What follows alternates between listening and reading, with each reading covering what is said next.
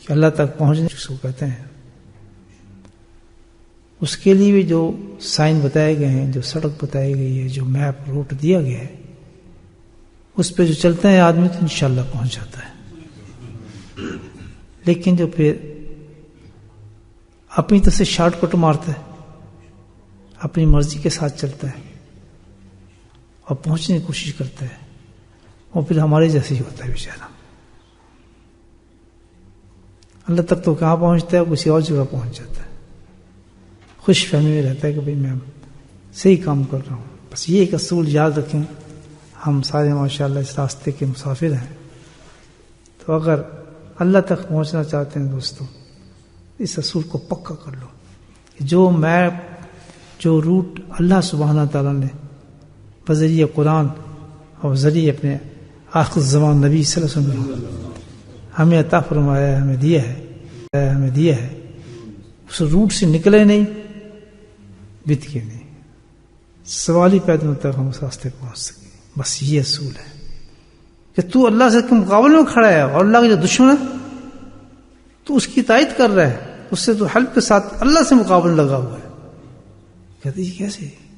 کہتے ایسے کہ جب انسان اللہ کے کسی حکم کی نافرمانی کر رہا ہوتا ہے، جس کو گناہ کہتے ہیں، وہ تو اللہ سے مقابلہ کر رہا ہے۔ دیکھیں یہ ہمیں پتہ ہی نہیں ہوتا کہ جس وقت بندہ، بھائی میں کوئی اپنے کسی کو کہوں کہ بھائی یہ کام کرو، وہ کہتے میں نہیں کرتا، اور وہ اس کے خلاف کام کرے تو مقابلہ نہیں کر رہا، اس کا نہیں کر رہا۔ تو اللہ تعالیٰ کہتا ہے کہ داڑھی رکھو، میں داڑھی نہیں رکھتا، مقابلہ نہیں کر رہا۔ اللہ کہتا ہے نماز پڑھو، اور نماز نہیں پڑھتا، مقابلہ نہیں کر رہا۔ اللہ کہتا ہے عورتوں کو پردہ کرو، وہ پردہ نہیں کرتے، مقابلہ نہیں کر رہا۔ تو اور کس کو کہتے ہیں؟ اللہ حکم دے رہا ہے، اللہ حکم دے رہا ہے، گانے بجانے چھوڑو، بے پردگی چھوڑو، بے حیاؤں کو چھوڑو، چہروں کو صحیح کرو۔ یہ حکم دے رہا ہے اللہ تعالیٰ، یہ نہیں دے رہا؟ سب مانتے ہیں نا، تو پھر اس کی بات کو نہیں مانیں گے تو کیا ہو رہا ہے؟ مقابلہ کر رہے نہیں کر رہے؟ تو کس کے ساتھ میں لایا ہوا ہے؟ دوست کون ہمارا؟ نفس ہمارا دوست ہے۔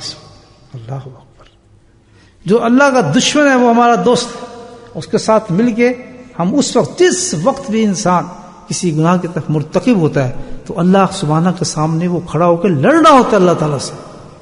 اتنی جرأت ہو جاتی ہے اس انسان کی، اندازہ لگائیں کتنی بدترین پوزیشن میں انسان ہوتا ہے۔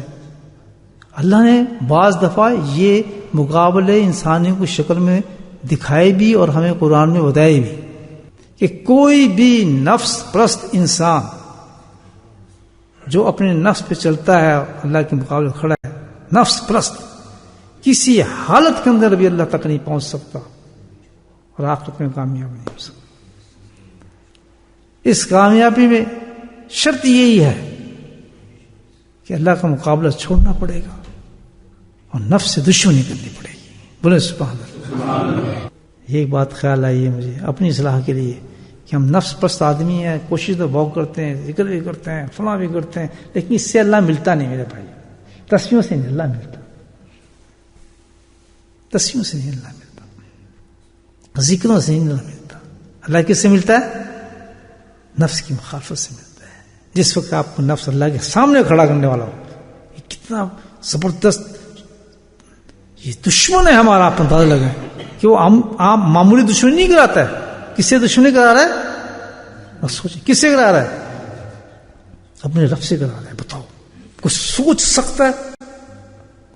فرعون ایسے تو نہ شروع کر دی ہے، کسی کی لاش بھی تک پڑی ہوئی ہے۔ کتنی بڑی مثال دی ہے کہ ہر نفس پرست انسان جو نفس کے ساتھ میرے سامنے مقابلے کے لیے کھڑا ہو چاہے جو شخص، تو فرعون ہے، اور فرعون کی مثال ان کے کہ کیسے غرق کرتا ہوں میں اس کو، دیکھو سمندروں کے اندر، اور ہر نفس پرست آدمی اسی طرح غرق ہوتا ہے سمندروں کے اندر جب اللہ انتقام لیتا ہے اس سے، اور انتقام ضرور لیتا ہے۔ کسی فرعون کو معاف نہیں کرے گا، کسی فرعون کو معاف نہیں کرے گا۔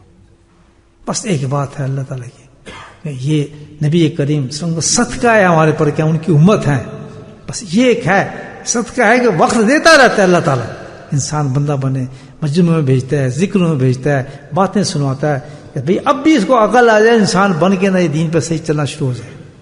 جس کا قلم ہے لیکن ڈٹ جاتا ہے، وہ پھر ڈٹ ہی جاتا ہے مقابلہ کرنے کے لیے کہ نہیں میں نے تو اللہ تعالیٰ تو لڑنا ہی ہے، میں نے تیرے ساتھ۔ ہر گناہ کا مرد اور گناہ کا عورت جس کو گناہ کر رہا ہوتا تھا اللہ کے سامنے کھڑا ہوتا.